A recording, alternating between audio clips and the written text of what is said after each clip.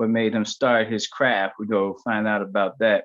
And hopefully you guys will support this brother, because what I try to do with our page is whenever we find someone doing something good, let's overwhelm them with support.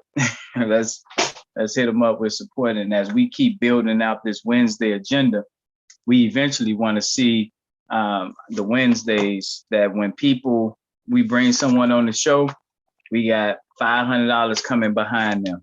So we bringing you on the show, $500 worth of people go jump on and put some money behind what you doing. We go get there. I see. What's up, my brother? Can you hear me? I think we waiting on the audio. Aha, we connected. Can you hear me? I can hear you fine. We queued in. We good to go right now. How you holding up, my brother? Doing well, man. You know, doing this morning, as you can hear the birds chirping. So get some stretches in, you know, things like that matter. Now, my audience don't know where you're calling from. So first, tell us who you are and where you're calling from. And we will just go dig into a little bit about your background before we go into what you're doing. Yes, sir. I'm calling from technically Los Angeles County, but I'm in Gardena, California. Mm-hmm. So I want to say about 15, 20 minutes from the coastline for Dockwater Beach and all that. Okay. So, yes, sir. Okay. And what's the temperature out there? 72 right now. See the sun beaming through, so that's life. That's a good thing. So yes, that's sir. good. Yes, sir. Now, are you born and raised there? Like, where you from? Well, I'm originally born in Stamford, Connecticut. Okay. I stayed there for a couple of years in my earlier life. Majority of my life, I was raised in Alabama and Mississippi. So I was, you say, Southern roots for majority. And then I just came here in California like 5 years ago. So you did like a V. You went top, down, and up back up, huh? Yeah. Well, you know, I hit a couple of places along the way before California. You know, like I hit Florida twice, then Tennessee, and so it was like a V, then a straight line after that. Where in Florida? I stayed in Gifford and North Miami, and near I forgot the name of the city, but I know it was near the Hard Rock Casino. Okay. My family is in South Florida. My mom is in North Ocala, Florida. Okay. Excellent. Nice. So yeah, and so what do you, out of all your travel, which one sticks out the most, like, and why?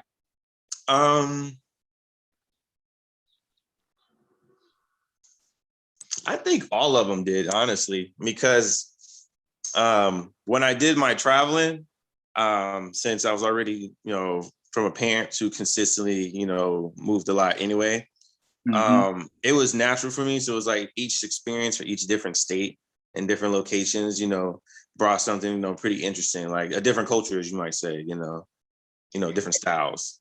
And I want my audience to hear what I'm asking you and why, before you go into anything else, why everything you say can be put into a different perspective, because a well-traveled person, when they speak, they pulling from all those things they saw, all those they experienced. So you have a little bit more credibility when you say something, anything you say, because of all the differences. You're not just in one place your whole life, not demeaning nobody who done that, but just knowing that when you speak, you're speaking from a broader platform. So having said that, what do you do for a living? My main is armed security. I work for a company where they subcontract for Edison. So I work for them. I do part-time, depending on which client. If they might take most of my time, I'll do private security. And I'll also sell, you know, security items from like vests and stuff like that. So. And that's why I'm trying to get there. But is this personal protection, or this is a protection of business? For mine, because I also have a business. I have a LLC and I have a DBA. So it's for personal protection. where if certain clients were giving me a call, I'll travel with them, arm protection and stuff like that. And Now you've done that before? You had Yes, sir. contracts? How many Yes, sir. times? You said how many times? Yeah, like 5 times, 10 times. I've done it 8 times. Yeah. That's good.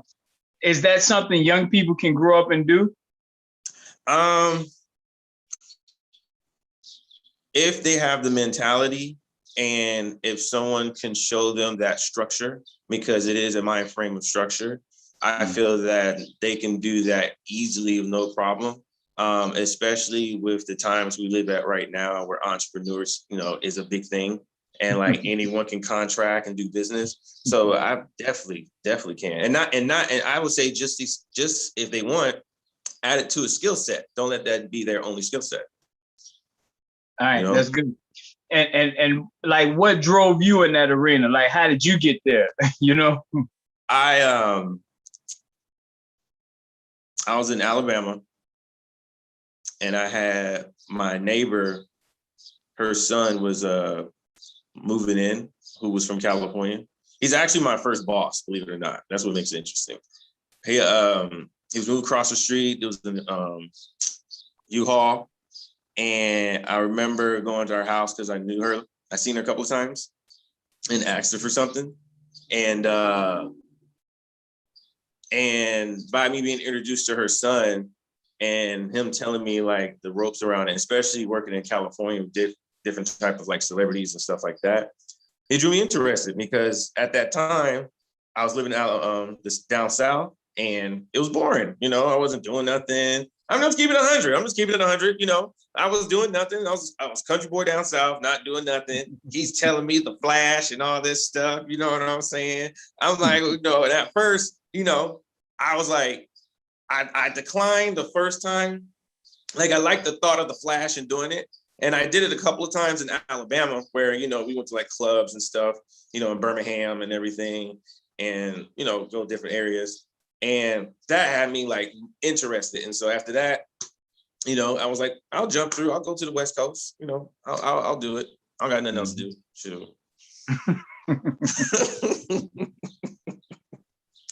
Just be at 100.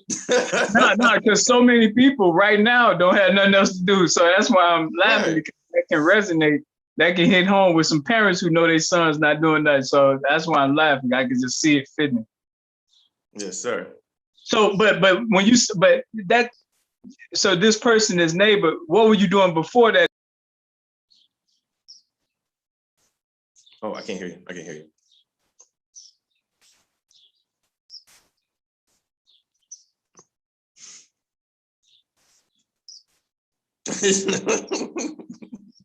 It's like, hold on. I can't hear his name. I can't hear him.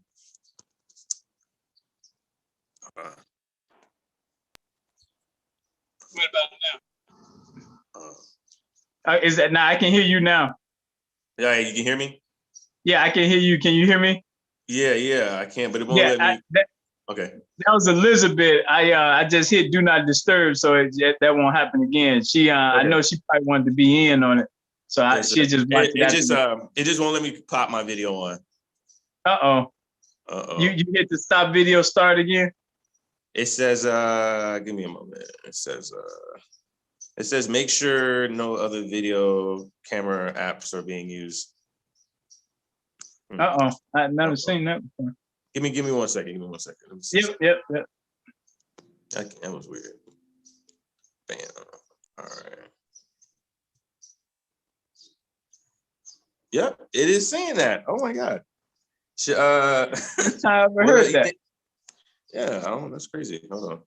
Should I do a pop in? No, because we live. They I guess they saw enough for you. All right. We'll go quicker now. But okay. but what I was listening for was what made you? How did you first say I'm gonna do security though? That's what I'm. Curious. Yeah. So my first boss, which is the individual I was talking about, her son, he owned a security company. He was he owned a security company. It's crazy. So this is background. His name is Todd Dotson. Mm-hmm. Private security company, multi martial artist belts, gun competition winner. He's over like Okay. 6'3". Wow. And he, we would go to like clubs, and he had like a little name, I guess, because his family members. And one time, I promise you, we came from an event, and like I promise you, it was 5 guys that came out and tried to rob him, because he was a person who had jewelry and stuff, because he had money. And this 6'3" guy, martial artist, whooped 5 people right there, partially intoxicated, because they tried to jump him. And when I seen that just confirmed, I Yeah. promise you, and there's witnesses. When I seen that got me even more interested, because I felt like it was a Bruce Lee scene.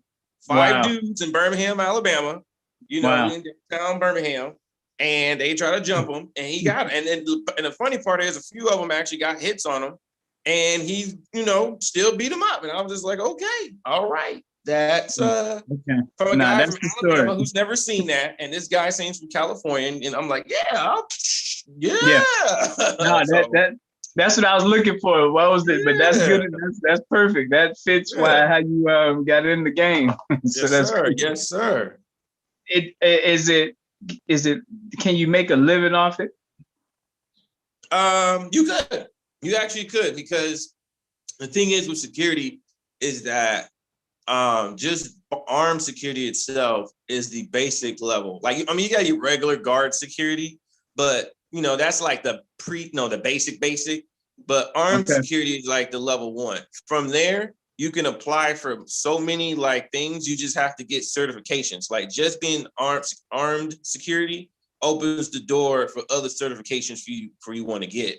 So if you Like want what? to do, for example, like if someone wanted to go into like law enforcement, and they already had a license, it would add better on their resume, and then go for like a peace officer, not a regular sworn officer, just like a peace officer. You will see them like at colleges and stuff, Yeah. universities, stuff like that. And they're just posting like the whole time. And they can go they want to get their CCWs, if they want to do private protection for states that require that. Yeah. Like What's California, CCW? What is that? Concealed carry? yeah, concealed carry. Okay. So like for states like California, like where you have to have a California one, like they won't accept other ones, compared Yeah. to like Arizona and other places where, like your license can cover like multiple states and stuff, that Right. will open up a door where, by just having that can open doors where you can work for like private companies. If you want to do like celebrities, you want to deal with celebrities and stuff. My first unarmed security guard job in California,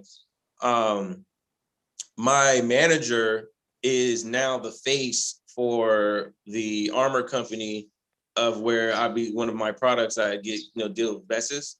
He's like the face. He does commercials and shit. I apologize. Commercials, for and stuff like that. So, and and he was cool. He was chill. So it was like, and my first unarmed guard, I was working for a Virgin contracting for Virgin Orbit, and I was dealing like space parts and stuff. So that really jumped it for me to even go Wow. armed security, because I was like, I'm dealing with NASA type of stuff. They over here Wow. building, orbs. I mean, it's a giant warehouse. So yeah, it was, Wow. it increased every time I went to see something different. It made me go to Big time. achieve somewhere, to go See, somewhere different. Higher. now think about what we said. You already talked about how much travel you did in your life, and now you're traveling in these circles on the professional side. So Yes, again, your thinking is totally immersed in diversity of thought, and yes, that's sir. what our people need. They got to get exposed. There's so much to see in this world that Oh yeah. you're just limited in thinking. Wow, Yes, sir. you man, that's heavy, man. What about children? You got family and stuff? I have no children, which gives me the way of flexibility. Yeah. I don't knock individuals who do. I would only say that if they're going to do security, that they would have to move more higher up, like pushing quicker towards the executive protection, like whenever they can, like, because I know at least you want to get like at least years of armed security in, and then after that maybe maximum 2, and then jump in and try to get some executive protection, or try to get some work at events that might require that type of protection, like over here, like we got Disneyland, Knoxbury Farm, so it's like different stuff where they'll have it where you might need certain type of security in different areas, and then Now, moving toward executive protection. now you just said Knoxbury Farm. I was in the house of Knoxbury Farm's son, and he was in the Navy, and he took me there, and I was inside. We was at night. We snuck up from the base and whatnot, and I was inside the house and didn't know I was inside the house. That's how tall the ceilings were. Yeah. Oh yeah. So that was an amazing experience back in '94 for me. That was amazing, man. But yeah, well, what is it that you're doing now privately? So let's talk about that. Privately, right now, I still do executive protection on the sides. I've started to want to provide protection for our people because of events, and so I decided where I'll be able to provide it for a reasonable price, where for when they pick individuals who do want to do security, to work in areas where they don't want something that's heavy or something that's like a boggle them down that they can move. And for individuals like who might live in areas where they feel safe of having something where it's more concealed and stuff, Well, what is it? Oh, well, it's a concealed armor. I do sell concealed armor for individuals, depending on who they are, in which I try to fill them out, maybe see, if they want to use it for the right reasons. For security officers, security officers, automatically I'll give it to them for a good price. But basically executive protection for, like I said, armor vests, different styles. In the future, I will be into real estate investing, where I will have properties because of by mingling with the business world, I've acquired information about that. So that's coming in soon. But for now, it's just for that. You said that so fast, though. So you sell vests right now that are not bulky and easily to be, unveiled. So it's very concealed. Is that it? Yes, sir. Very, very light, very concealed. Very for men, it would be easier for more concealed, because chest and everything. Right. And light. So it's like something they can and easily move around in. So it's not arms or basically you can swim in it. If you have, if you had to, you can actually swim in it. It wouldn't like bulk you down. So what about for the ladies? If someone is it like a sports bra for them? Unfortunately, I don't have that at the moment. That's and only because of ones that they do have, the prices are like, because I won't say it's new, but it's just more like they don't have a market available where the prices are reasonable. Okay. All right, like you say, down the line. Now, who should even be like, who would be your clients other than security guards? Who would be your customer? It could be private citizens. As I said, they can, I'll have to fill them out, have a conversation, ask them questions why. Just only for the reasons why is because I don't want to be caught up like, selling arming the hoodlums out there, right? Yeah. Got you. It's so you say you get into real estate too. So with what you're doing with the vest, do you see that trending up? Is it plateau or is it going down in terms of? Oh, I see. I actually see it. It's at regular. Where someone wants at least, every week I have someone minimum every week. I have 2 guards who would like a vest. When there's certain events, I'm going to say, that occur, the increase will go on, in which the price adjusts because of the events of everybody buying everything out and stuff of that matter. So it gets like, it will fluctuate at that, but just average when there's not that going on, is at a float. It's not enough to quit my job yet. But I would say it's enough for extra income. Excellent, excellent. And I just did something. Did it ask you to add the video? I just clicked, so I found a button. I did. I clicked on it and it said to add the video, and then it failed, and it says it's being used by a different app. Okay, which I have no apps on my phone on. I just like, that's crazy. Well, Elizabeth, she go watch it. She go see it was because of her. So, right. But so now, so on the real estate side, it's interesting you said that, because have you been to Chicago or Gary? I have not. I have not. We doing this major piece with Gary, Indiana, and Mississippi in terms of real estate because of the affordability and proximity to other Black people. So we're trying to really drive that, so we can have a side conversation about real estate investing in Gary and then Mississippi. Yes, sir. Yes, sir. So how do people reach you? Like, you on social media and all that stuff? I'm old school, but I do have social media. I'm not gonna lie and tell people I'm gonna be instantly respond on their Facebook or anything, because I'll be lying. I would be lying. Right. But I do. I shot my number out. I have my number, my email, and that way they can get a hold of me. And then I'll shop my social media. I can do that. All right. Well, shoot for it. Get it to them twice so they can write it down. Yes, sir. Yes, sir. Yes, sir. So business email would be area code 678-653-4093. Business email is Mr. Fierce. That's MR, F as in Frank, EARCE at Yandex, YANDEX.com. Facebook now, page. Oh, yes, sir. But wait, that's 678. That's Georgia, isn't it? Yes, sir. You say you was in Georgia. You was in Georgia too? No, I stayed. Oh yeah, that's what I said. I traveled. I stayed in Marietta, Georgia, and I stayed in Austell, Georgia. Now let me say this joke about Marietta. What took you to Marietta? I don't know. You know what? I don't know. Like, I was young when I went. I was there, and I went to high school there. I do know that, but I don't know why I went there. Look, Marietta is the port of entry, second to only Atlanta, for Black people in Georgia. Like, they go through Marietta, and then they go elsewhere in the state. But Marietta, you hear that when people come, they go through Marietta. So, I mean, that is true. I think it's like what, like 30, 40, 45 minutes from Atlanta. Yeah.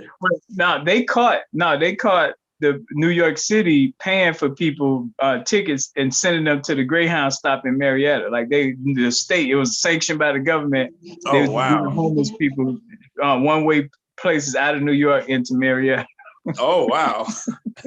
I never knew that. Oh, snap. Yeah, okay. So Marietta City Council had to start talking about it. I think they sent an official letter to them asking them to, don't be doing that, Oh, wow. Oh, wow. Yeah. So, all right. And you was giving your social media contacts now. Yes, sir. It would be Mr. Fierce Solutions on there. Now for which I'm updating that page as well. And I can't believe I forgot to mention, I have another business which deals with oils with the company of Healthy Place Botanicals, in which in which Miss Elizabeth introduced me to. I'm very thankful. I spoke to Jerome, who is I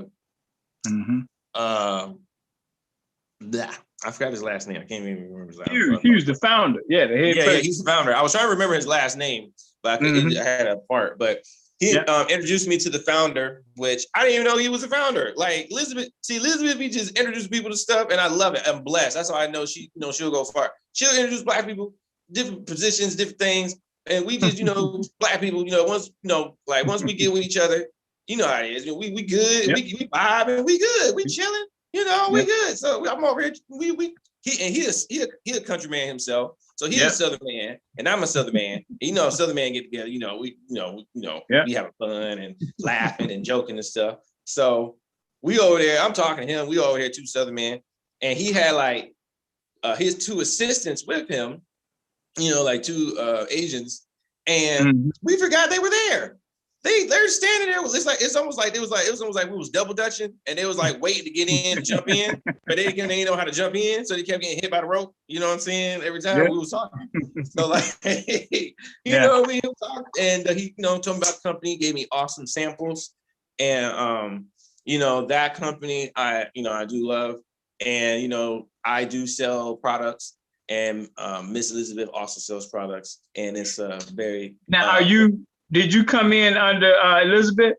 Yeah, I did. She brought me in, and I came in under her, and then so she showed me the ropes, and then I became a store owner myself after that, and selling for them too. No, because what that does, it allows me to know the pecking order in terms of when I send people in. So even if we send someone in under you, it's still helping her out as well. So that's a good thing to know. Yes, sir. Because we LA is on fire right now when it comes to us. Did you know the black gas station there on 11913 Compton? You said at what? You said what? It's a black gas station there, Shell gas station. No. Yeah. That sister is right there, 11913 Compton Avenue in LA. 11913 Compton Avenue. Yeah. All right. I'm gonna check it out because I'm right by Compton. I do know that's one thing I will say about California, and especially in LA County. That's one thing where I can say of all my experiences that in California, I've been here for like 5 years, is that's one thing I love is that they do have entrepreneurship here. Just like Atlanta over here in Cali, they do have heavy but I feel here the entrepreneurship is like way more exploded because people make sales anywhere in the park, down the block. They will be at the cell phone store. I'm talking about anything from $50 to a $10,000 deal, like right there, contracts, everything, Starbucks. And that's how I learned. I came across so many people like that because naturally, I like to socialize, black people, I love black people, so when we there, we in here. So, I chop it up. And when I chop it up, I come across contracts that, I ain't think I was coming across because I wasn't shooting for that. I see my peoples and I'm just happy to see my peoples and we chopping it up and I'm a Southern man, Southern culture. And do you think it's because, at least in Georgia, we still got 2 or 3 months of bad weather? Cali, y'all don't get no bad weather, so it's like, hey, everybody relax. You ain't got to hibernate. Most of the time, yeah. I try not to tell people that. I'm trying to make it sound like it's bad because once they see it, then they're all like upset. And the first thing they do is want to go to the beach. And they want me to bring them to the beach. So right. No, I get it. I would say I have a train coming in. Crap. I got a train coming in right now, so you might hear a little train background, just a small background. No, it's all good. But the main thing was I wanted to introduce you. They saw the early part. They can see you personally because that's how our people are. They like to match and feel a connection. So that's why this is important to do that. And then, like I said, we're meeting people in LA now that I know you're in a healthy place. So as we're meeting people, we're going to send them through you to Elizabeth. So that way we keep building that healthy place family as well. And we just talk offline, man, because we got some work to do. And that black gas station, we're going to do $20 a month worth of free gas. And we're going to do it to help her with branding. So when they know Chicago paying free gas Wednesday, it should give a little bit more to her brand out there in Southern California. Yes, sir. Excellent, man. Well, I appreciate you, man, and your time on this Wednesday, reaching out to me. I appreciate you too. I'm glad that some our peoples reach out to me, and then I can be I guess a branch of the tree to extend to be able to give to others and to reach out to others and pass info to others.